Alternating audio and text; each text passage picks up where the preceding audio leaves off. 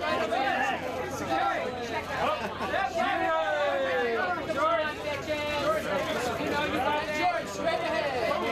been here before during the Clinton administration when Prime Minister Obuchi was being honored.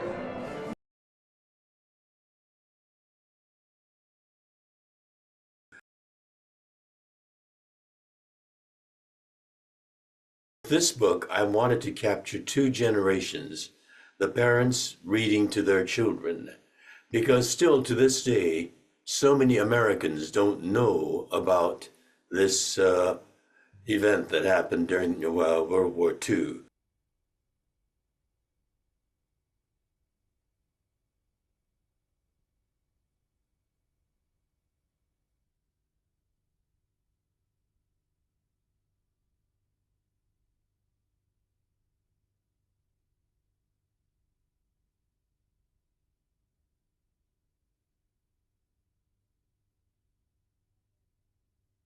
When I was a teenager, I experienced the internment itself as a boy from 5 to 8 years old, and I remember how terrifying parts of it was, how confusing parts of it was, constantly being moved. We were put into 3 different sites. First, Santa Anita racetrack that was supposed to be temporary, housed in horse stables, which was so degrading. And my mother hated it, and we did too. I mean, the stench of fish manure was overwhelming. Then we were taken to the farthest east of all the 10 camps, the swamps of Arkansas. Camp called Roar. And then from there, we were taken to another camp called Tule Lake in Northern California. And so I remember those experiences, but I had no understanding of it because I was so young. And as a teenager, I tried to get information on it. Went to the library, school library, couldn't find anything on it. This is back in the 1950s. I went to the downtown Central Library, no information on it. The only person who I could rely on for some information on our childhood imprisonment was my father.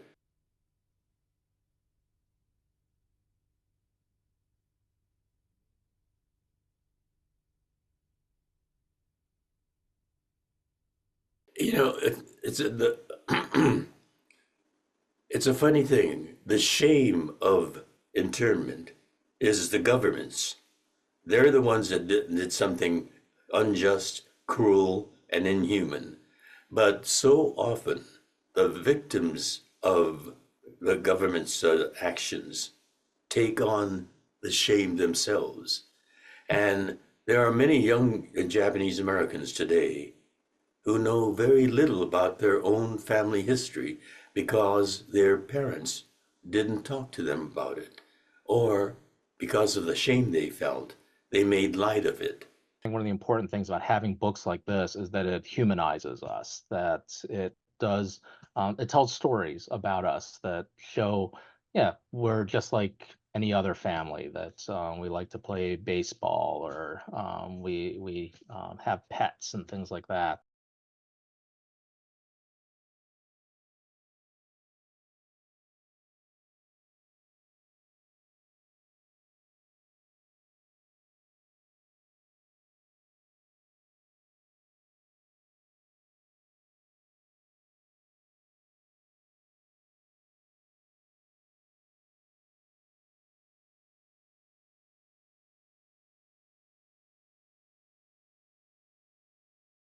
All this turmoil was going on, and Gene Roddenberry wanted to write about it. But television is an advertising medium, and no producer would want to put money into a show that could be controversial. He had to find some way to deal with the issues of the time and still be able to tell the story on television. He came up with a solution. he would use metaphor and place the story off in the future. And the Earth would be represented by a starship called the Starship Enterprise. And the crew of the starship would be made up of the diversity of Starship Earth. People from North America, Europe, Africa, Asia. Each person was supposed to represent part of the diversity of this starship. And he saw that starship. Once we get to the point that we recognize that as a strength, it makes the starship so much more effective and so much more successful. And at the same time, life on that starship becomes more vibrant, more interesting.